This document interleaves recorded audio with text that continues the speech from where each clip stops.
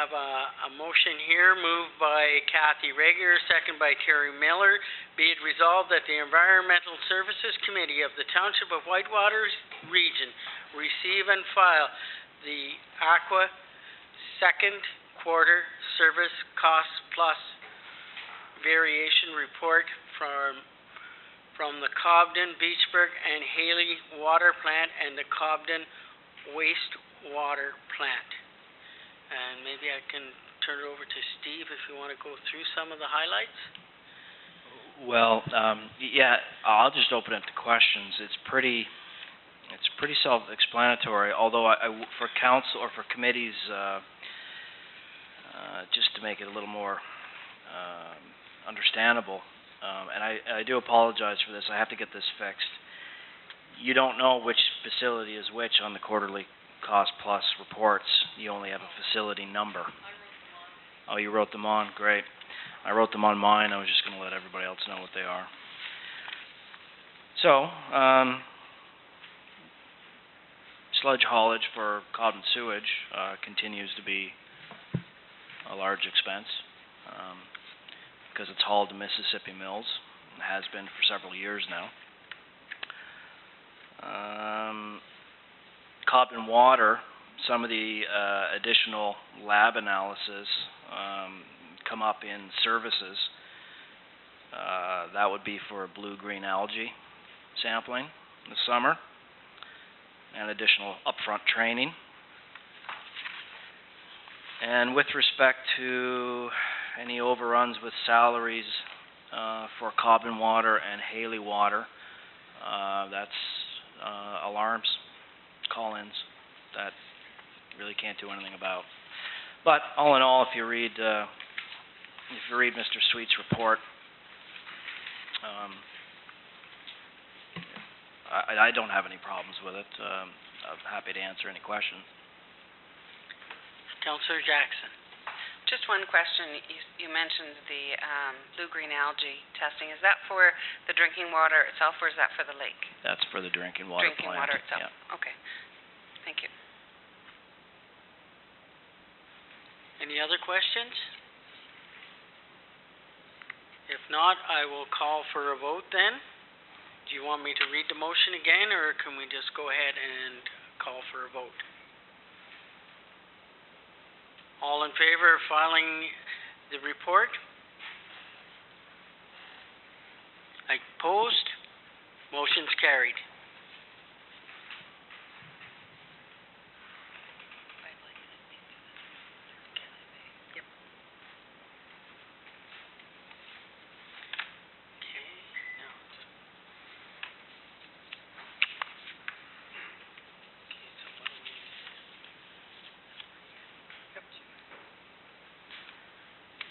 Okay, the second item on the agenda is small community funds agreement for the wastewater plant, and I think our CAO would like to speak to this.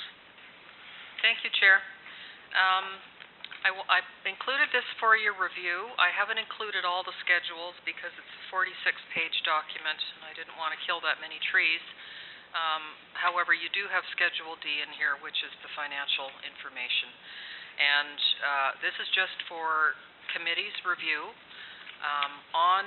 At our next meeting, the regular council meeting on September 16th, I'd like to adopt this agreement by bylaw and then sign it up at that time, because within 5 days of the final signature on this agreement, our first report is due to SCF, and we're going to need JP2G's assistance to, the first report is just a one-pager, but what it does do is outline the years of the work and cost values estimated attached to those years.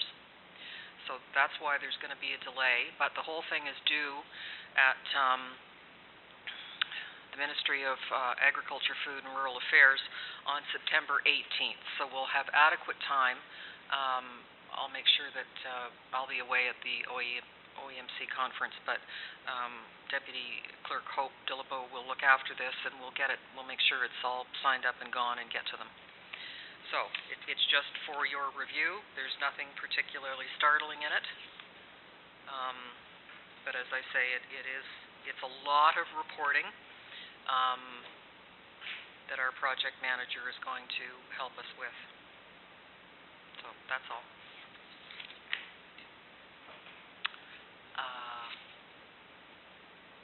Yes.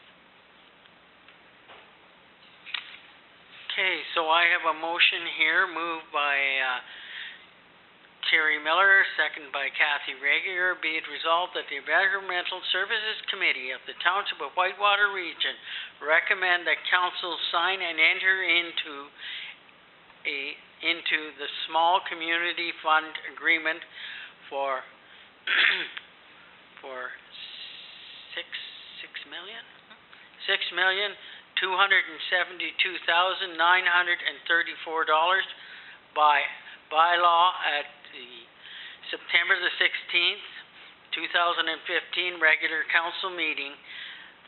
These funds will be for the rebuilding of the Cobden wastewater plant. Discussion? All in favor? Opposed? Motion's carried.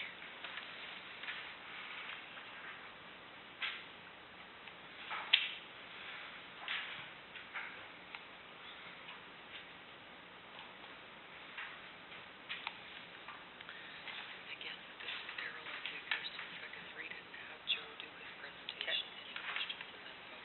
Okay. Okay, third item on the agenda, and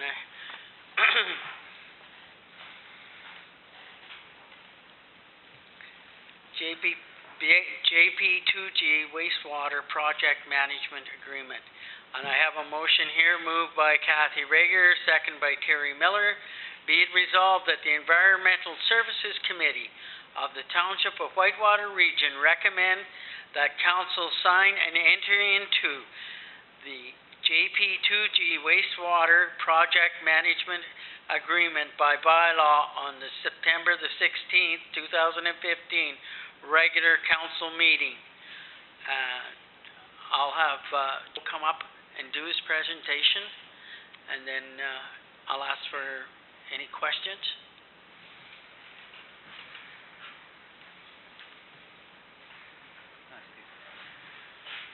I'm on. Good evening.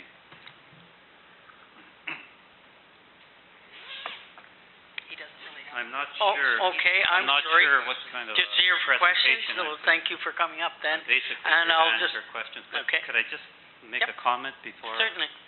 questions are asked? I've got a copy of the draft agreement that we put together in accordance with your request. And now, mind you, it was done in a hurry last week, and I was away towards the end of the week. And when I reviewed it at the beginning of this week, I noticed that one of the items hadn't been covered off. Like, there was a request for us to show our fees on a monthly basis over the duration of the work.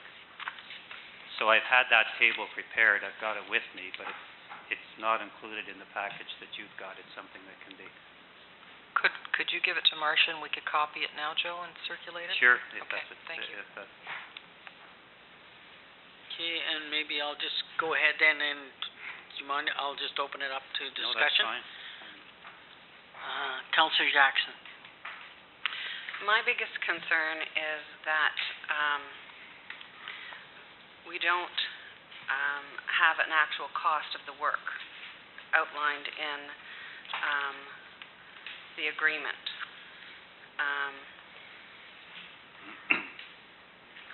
And I would like to see a dollar value associated with the agreement so that we know what we're getting into, whether it's based on a percentage, whether it's based on an hourly rate. I don't see that cost of work.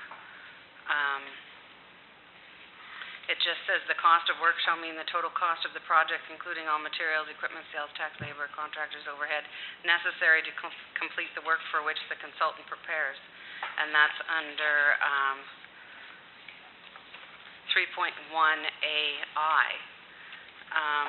Right. I've never signed off on an agreement like that before. It almost gives the impression that it's a blank check. The costs are outlined in the schedule, the spreadsheets that we provided at the end of the agreement.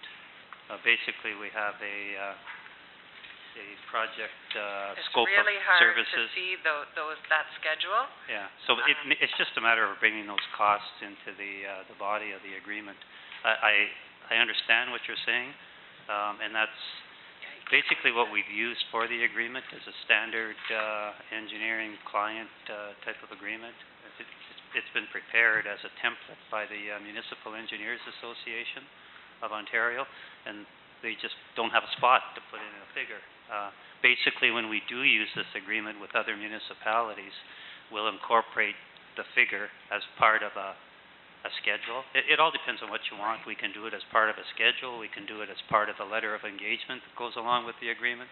I can't read the information that was provided on the iPad at all. The scanned document is not legible.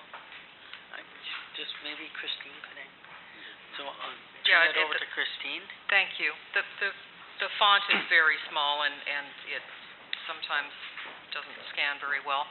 There are two schedules here. The environmental assessment study comes in at a total of $222,260. And then the work plan, project management services, detailed design and construction comes in at $203,164. And I believe, Joe, it's the total of those two That's right. that is your fee. That's right. And we're treating that as an upset figure, not a like in the agreement they have provision for different types of fee arrangements, and it's a matter of just stroking out the ones that don't pertain and leaving the one that does pertain. And the one that we haven't stroked out is the one that deals with a lump sum agreement, and those are the figures that we're using as the lump sum agreement. And they're basically taken from the application, the approved numbers that are in the form of whatever the form was that was in the actual application document for the funding. Okay, perhaps then 3.1AI can reflect that as per attached schedule. Instead of... I see we've referred to them as attachments 1 and 2, and we normally, at least I would normally refer to them as schedules 1 and 2. So your reference to the schedule is appropriate. We can change that. Yeah. This is, as I say, just a draft. When we yeah. submit it, we can call it a Schedule 1, a Schedule 2. And if that's satisfactory, we'll leave it the way it is. Yep, as long as I can read it, I'm good with that.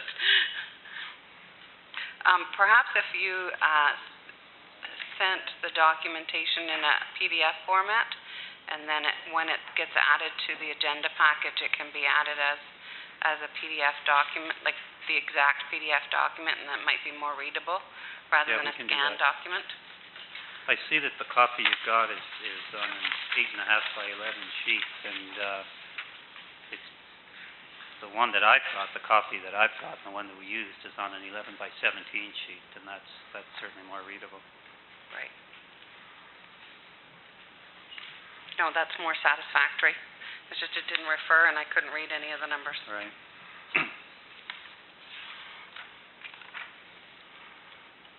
Any other comments, questions? Christine. So, a final version then will come to me for the September 16th meeting to be adopted by bylaw, Right. incorporating those changes. If that's okay. Yeah, I think there's draft, we've got draft right across Yes. the copy of the agreement that we... So if I get the final amended copy for the next meeting, that's great. Thank you, Joe. Okay. Councillor Olmsted. Just so we don't lose sight of the overall cost, in your last presentation, you had a one-pager showing the breakdown of cost for construction. Right. Can we incorporate that as a schedule in here as well? If you'd like. Just so we don't lose sight of it as a township of what the total cost is. Yeah, no, I can do 10 that. million is $10 million. Thank you.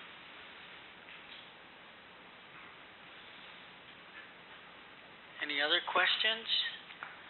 If not, do you want me to read this motion again, or is everybody all right with just go ahead and call for a vote?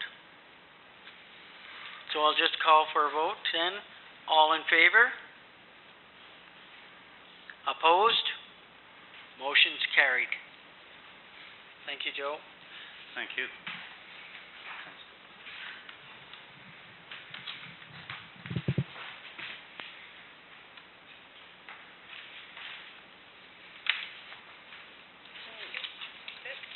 I'm done. Thank you.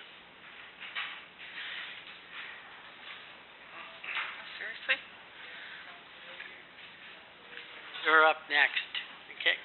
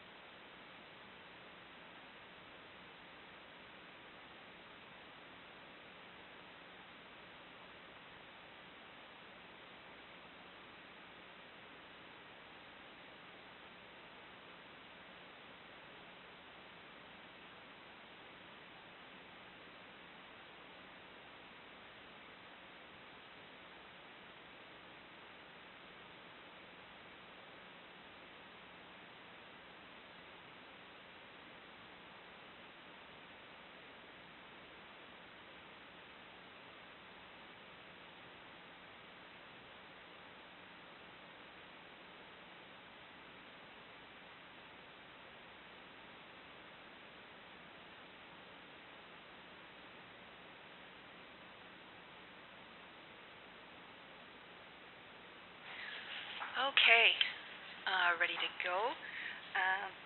So we'll start off with item number 1, which is a discussion on the 9640 pumper truck, and it was been requested by Mayor Johnson. So I will let you proceed. Thank you. Thank you, Councillor Chair Regier. I propose that in light of information that we do now have, that we put our pumper truck back into frontline service, and that we go back to our prescribed schedule for replacement. So basically, I'm asking to withdraw the motion that I made at the last meeting to go forward with this purchase of, or initial purchase proposal of the truck, and move it back to next year, when we can go through that in the proper procedure. I got your mic. So what this is pertaining to is there was a reevaluation done on the pumper truck, and it is initially not passed, and now it has passed. There has been apparently 2 tests on it, if I'm correct, but 3. So, and the most recent one, majority of council attended it, and we were there, and this pumper truck did pass at that time. The test was conducted by Mr. Snyder, James Snyder, and it has passed. So at this time, I guess we can put this truck back into service as a front line. If it is the wishes of council, we can proceed to do that. Do we have any further discussion on that? Councilor McLaughlin and then Councilor Olmsted. I guess maybe one of my concerns is this, I'm not positive on the ages of the trucks, but is this not a 94? Am I correct on that assumption? Maybe Bill, could you enlighten me on that, or? 1990. A 1990. And so if it's a 1990, and if I get my thoughts right in the discussion the other day, was 20 years is what they're to be a frontline truck. Am I wrong on that assumption? I'm going to ask, if I can, Councillor McLaughlin, I'm going to ask Chief Ebner and Public Works Manager Bill Meisner to come forward and just to answer any questions that do pertain to this. So that perhaps is a question for Mr. Meisner. Thank you.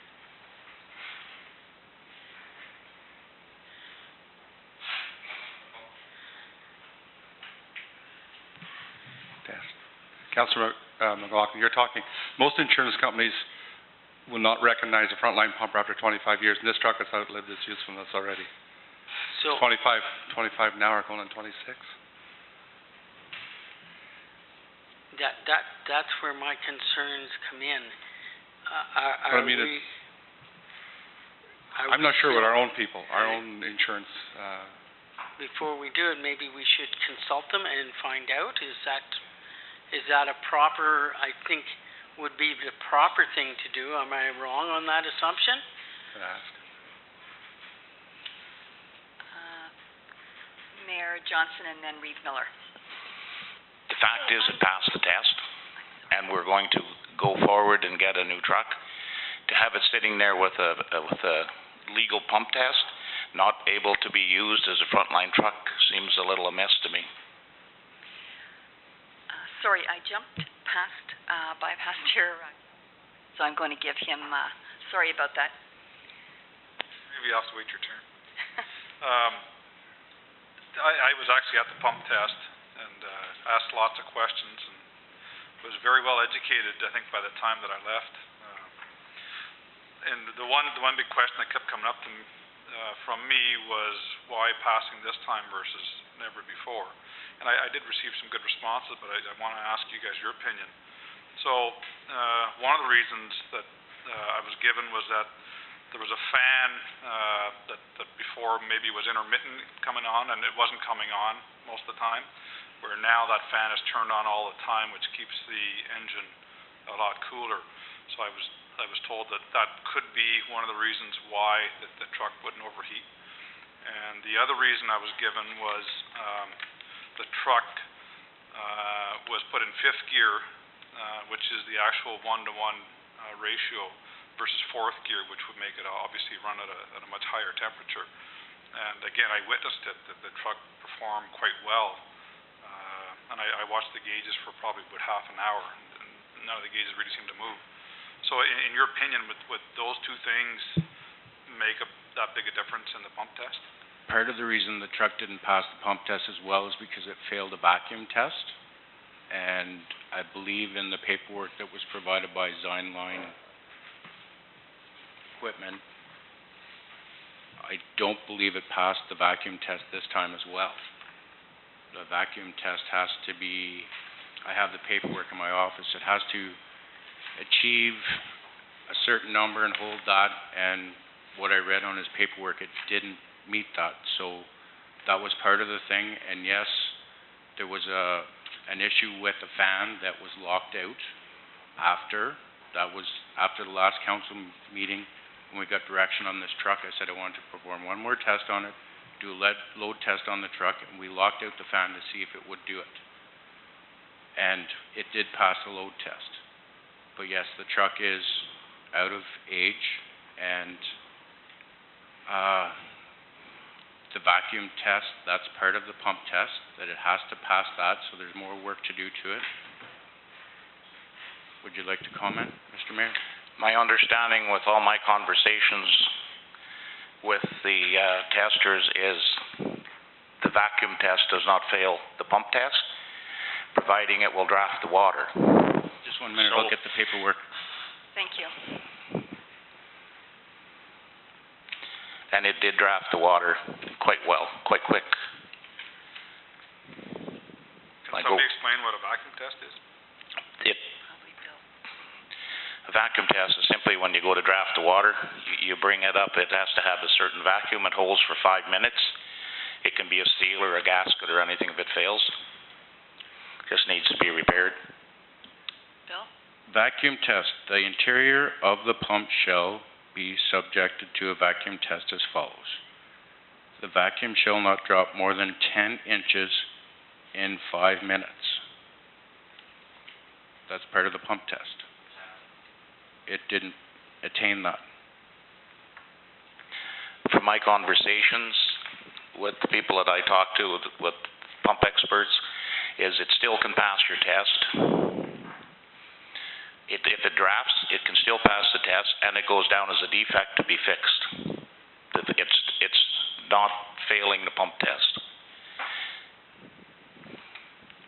Every other pump test I've seen from Almont or Armprior, if it didn't pass the vacuum test, it failed the pump test. Well, according to my people, that's not, but it I needs to be understand what you're repaired, and this pump passed the pump test. My point here is, we can have that as a frontline pump, because how many times are we going to use that truck that it has to be drafting? Because we don't, we haul water, so we can get, all we need to be able to do is draft it out of a porta tank, I right? can't answer that question, but I still maintain that myself, I can't put that truck back in as a frontline pump. You can, and council can pass that, but it's against what I can do. From the tests that I've seen and the tests that I've seen done, the paperwork I have on the truck, it doesn't pass to be a frontline pump. So if council wishes that that's what be done, council can decide that. If we have a pump test passed by a professional tester that says the pump test passed, then we have a pump test that is good. I have two within Yeah, 2 they months overheated and the pump wasn't part of it. that say the pump failed. So Correct. you have your paperwork and I have mine. The paperwork I have to go on. I'm sorry, Mayor. That's what I have to So do. we submitted the paperwork. My question on this is then to Chief Hebner, where is the safety risk here? If, are you confident that, you know, if a volunteer firefighter enters a burning building with this truck, what is, safety-wise, what is your I like the idea recommendation? when we went for the RFP to get them a new truck. It's 25 years old. It's a mix match. We bought it in good faith at Amalgamation. It's done a great job. Am I comfortable with this truck? I think it's lived its useful life. I have to agree with what Bill said. I understand what Hal's saying, but if the fleet manager said, if you're comfortable with it and you say put it in, we can do that. Councillor You know? Olston?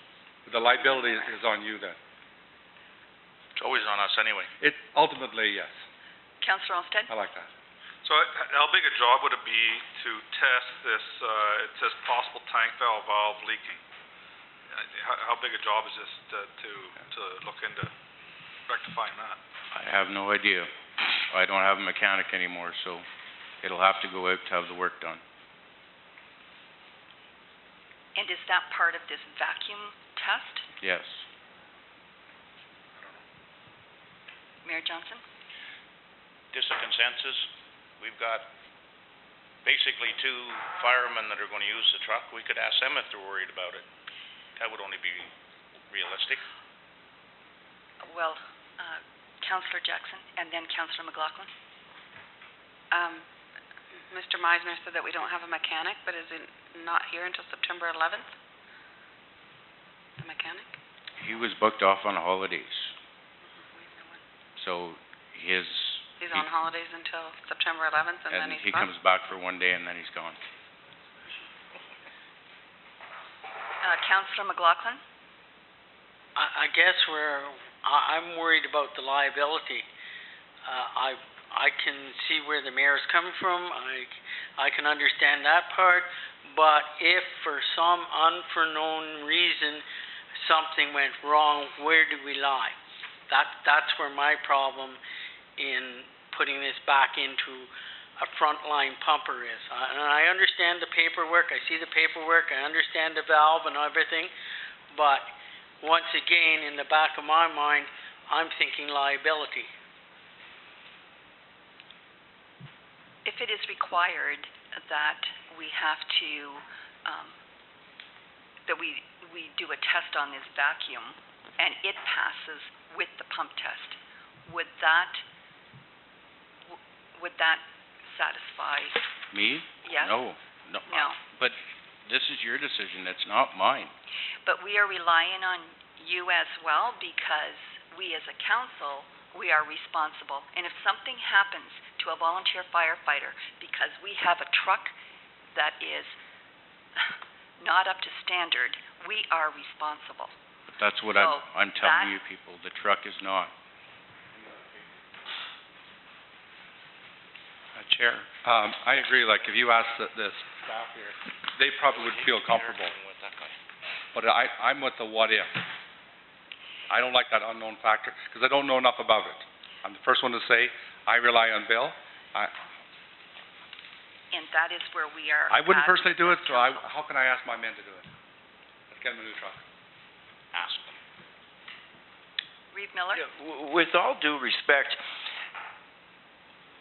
if the fire department and staff is to advise us and give us proper information, why are we at this table right now and it's most insurance companies? I don't care what most insurance companies say, Wayne, or Chief Hebner.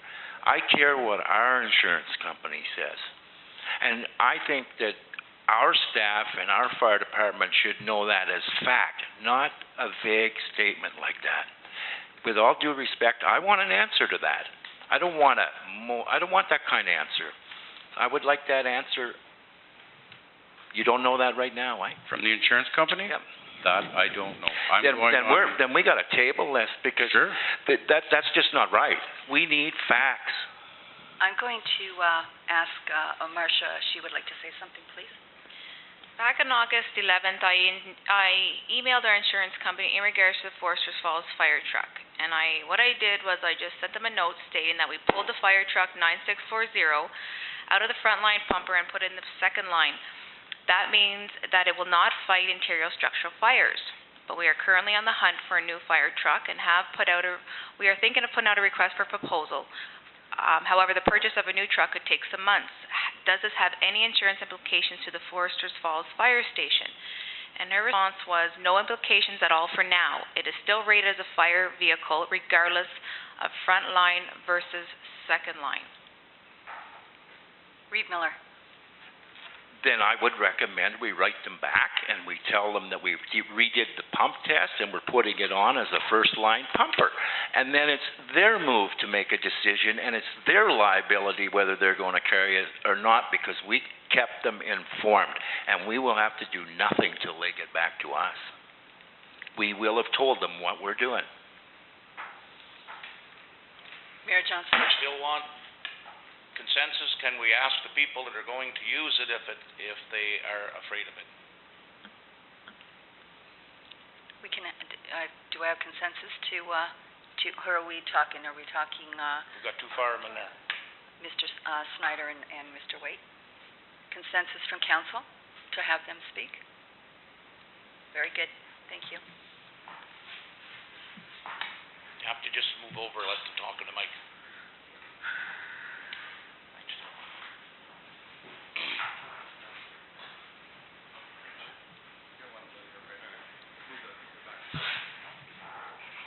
Okay, questions? Question is, are you comfortable running that truck at a fire as a frontline truck? Yes, sir. It's my understanding that failing one component of the overall pump test does not fail the truck. So failure of the vacuum test, as it has been explained to me, does not overall fail the truck. That's my understanding. May I ask, explained to you by whom? Mr. Snyder, the person who, the emergency vehicle technician, I believe, he is qualified, and has made that statement numerous times. Failing the vacuum test alone does not fail the entire test. Further to that, you do understand that this means you don't get a new fire truck for another year, probably. You will get one according to we have already decided, I think last year, that 2016 was when we wanted to go after a new fire truck. Knowing that, you're going to have to work with that truck. You're still comfortable or not? Yes, the residents of the village and the surrounding area deserve a frontline fire truck.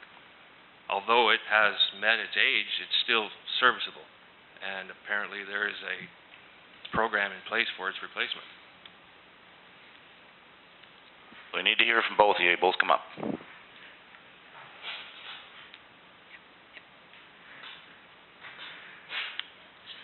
Pose the same question. Pose the same question. The answer would be yes. I'm comfortable using it. We've seen it pass the test.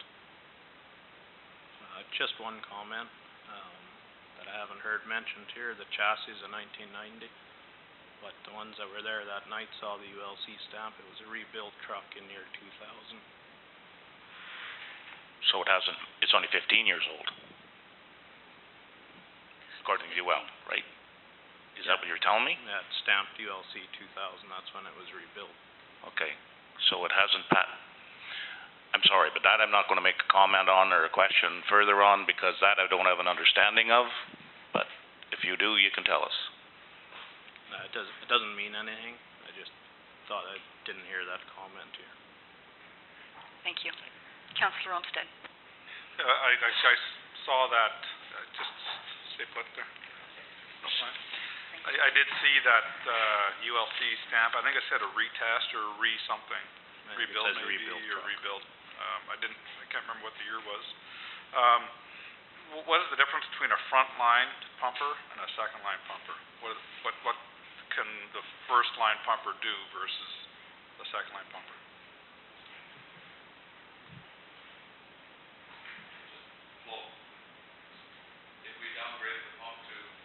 Could you talk into the mic, please? What did it pass, 4,000? Yep. 5,000? So if it was a second line, it might pump 4. It's still going to pump. So, Mark, I'm not sure if my numbers are dead on, but if it's a 5,000 liter per minute, and it can't meet that, and we downgrade it one step, it'll be 4,000. Yeah. So Marcia, if I may? Yes, please. From the insurance's response, they make no distinction between a front line or a second line pumper in the response, right? Yes, you are correct. So it doesn't matter whether it's a second line pumper or a front line pumper to them at this point in time. That's right. Troy? And then Councillor McLaughlin. I think what I might understand the distinction is if there was a need for the firefighters of Forster's Falls to perform an interior rescue of a trapped victim inside a building, we are not allowed to, because it's not a frontline pumper. It's been downgraded to a second line. But that not by No. not by our insurance's distinction. That's must be a fire code or something, right? That must be fire marshal. Somebody must have that distinction, because it sounds like the insurance has no interest in whether it's a front line or a second line pumper. By the sounds of it. This was news to me. I've never heard, I knew Marcia was working with people, but first time I've heard that. But it's good to know. Because one insurance, they all tell you different things. But like Reeve Miller said, that's our people. They're the ones we have to deal with. Councillor McLaughlin? But I think also in Marcia's report is the fact that we're looking for a new truck. Is that not correct? Yes, that's what I did inform them, but they did say that there's no implications at all for now. So it is still rated as a fire vehicle, regardless of if it's the front line or second line.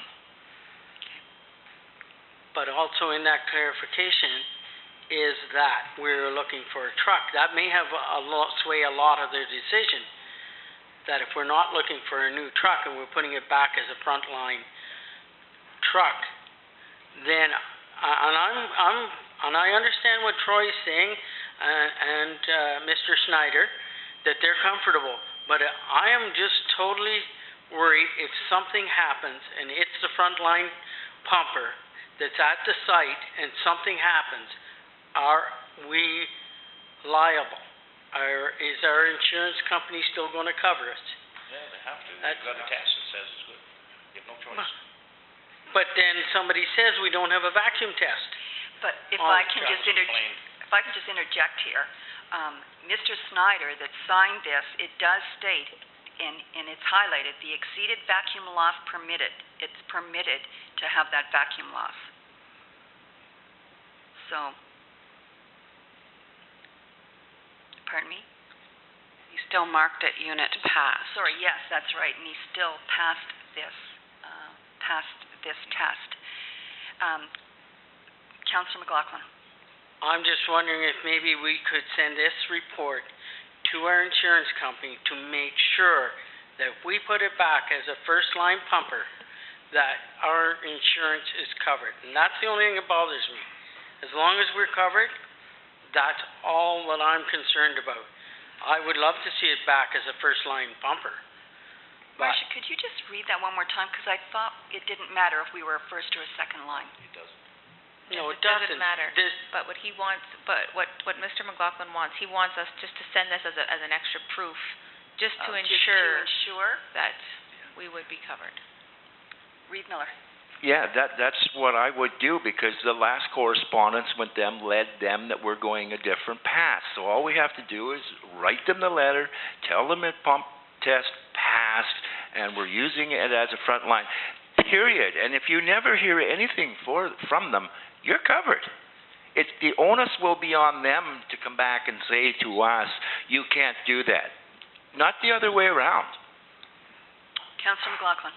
But I think the onus is on us to send the report so that they know what we have. That's what I am saying. And that's what Reed Miller just said, that we will do that. Well, he's looking at me as if I'm an idiot. No, I'm sorry. Did I do that, Joe? Not at all. Excuse me. So we said the same thing 4 different times here, 4 different people. Let's just do it and move on. So I'm going to, as council, we should give direction to Marcia to forward this report onto our insurance and make them aware of this and that it has passed this test.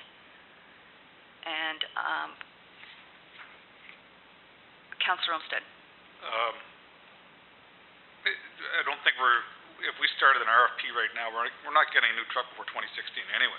No. So, while doing that, I would want the vacuum loss looked into. If we can rectify that, maybe we can, maybe to perform better, extend the life another few months, whatever, but I think it sounds like we're looking at a new truck in 2016 budget at some point anyway. Yeah, absolutely. This will get us through until that point in time. Christine. Thank you, Chair. It's going to take us a while to fashion the RFP, and Mayor Johnson had indicated he wanted to rescind that. Could I suggest that we carry on with developing the RFP? We don't need to release it right now, but at least we'll have it ready to go for 2016, because yes, and I'd like to be part of seeing the specs and whatnot on the fire truck. We get that all assembled and then present it to us in November so that we can budget for it properly. Chief Huebner. I don't have a copy of the 5-year plan, but it was my understanding, I thought it was 2017, that we would, I believe the Westmead truck will be paid off next year, in 2016, and then we would start at the end of 2016 for 2017, for a newer truck, brand new. Actually, it's 2 years. You have 2 more years of payments of $87,000. So that would actually be 2017, 2018 then? Yeah. That was the 5-year plan, yeah. Yeah. Okay. Okay. That's my question. Are we gonna stick to that tonight for budget purpose? So we still budget the same amount? Okay. Yep, I would agree with that. Yep. Okay, so moving forward, do I have then the consensus of council, or do we have to write a new, because the existing bylaw currently states that this truck is no longer a front end. So, yeah, so we do have to, if council is in agreement with it. So is there any further discussion, Councillor McLaughlin? I think you should wait until you get confirmation back from the insurance company before you move forward. And leave it the way it is for the time being until we find out if that's all right. But that of course is just my opinion. Mayor Johnson. Might I suggest that we make a motion that on approval from our insurance company, we immediately go to Frontline? And so the staff could just do that automatically if they get a letter? Would that be possible? Would you be in agreement with that, Councillor? I would be in agreement that once we get confirmation back, Staff could initiate then it then. staff could go ahead, and I would be quite happy with that. Councillor Jackson? I think even if we passed a motion tonight, until we get to a council meeting and ratify those motions are not in force until they're ratified at a council meeting. So whether or not we pass the motion tonight or pass the motion at a council meeting in 2 weeks, it has to go to the council meeting. So whether or not we pass the motion tonight to say that it can go ahead, still has to be ratified at a council meeting and not is that correct? Yes, that is correct, Councillor, and for simplicity's sake then, because we've bounced back and forth, right now the resolution on the books is be it resolved the Public Works Committee, and this was ratified, so council directs staff to put the Foresters Falls pumper truck back into the hall but not in frontline service. Based on Councillor Jackson's comments, I would like to recommend to you to mitigate the paperwork, that we just wait to hear back from the insurance company. Hopefully that's before the September 16th regular council meeting, and then put forward a motion at that time to put this issue to bed. I agree. And did you, Councillor Olmsted and then Chief Hebner. That's pretty much what I would suggest, is it sounds like from our insurance papers, it makes no difference whether we rush this into frontline service or not. There's no implications whatsoever.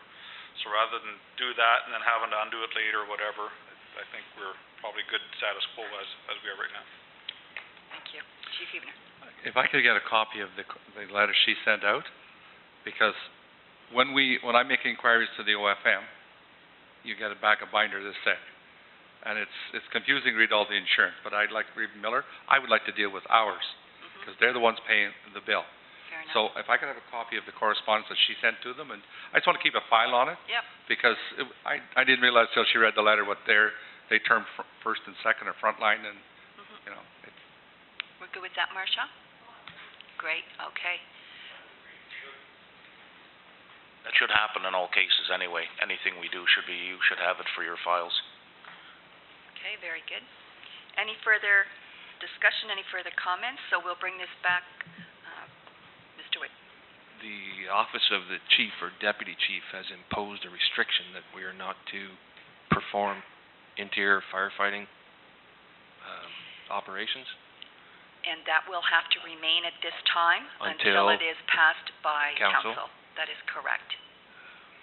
The list of defects that I brought forward 4 months ago that started this mess rolling were items that aren't covered in the firefighters' weekly truck inspection. They're maintenance items that, for a time when I took over as station captain, I was performing. Little things like light bulbs out, small air leaks, small leaks. A while back, and I don't know the date, but the mechanic filed a grievance because those were repairs that there was a unionized employee hired to do.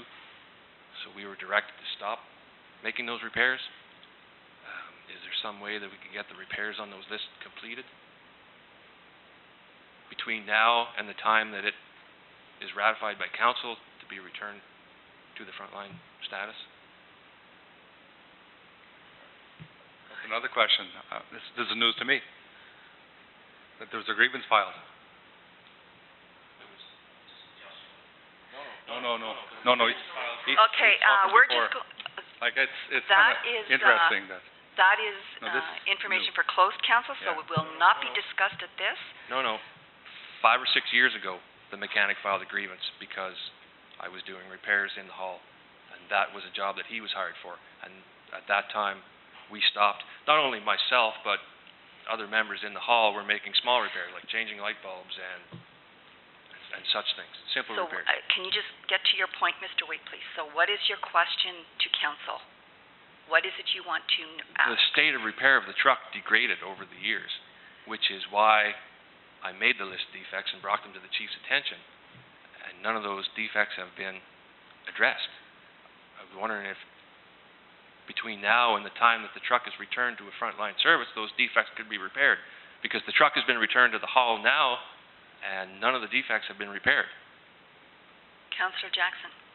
Can I make a suggestion that we talk about that issue as well as what moving forward in the closed session when we get to that point? Because we are going to have some sort of a plan, not only for that fire truck, but every other vehicle. Yeah, for sure. Yeah. We will do that. Thank you for your That was my point. concerns. Okay, thank you.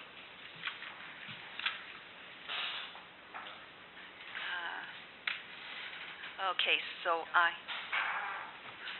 have a motion here moved by Councillor McLaughlin and seconded, I can't second that. Oh, somebody, Terry, can you second that? Up top.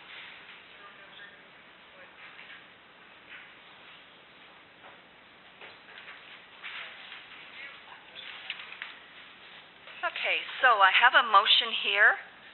I have a motion here moved by Councillor McLaughlin, seconded by Reeve Miller.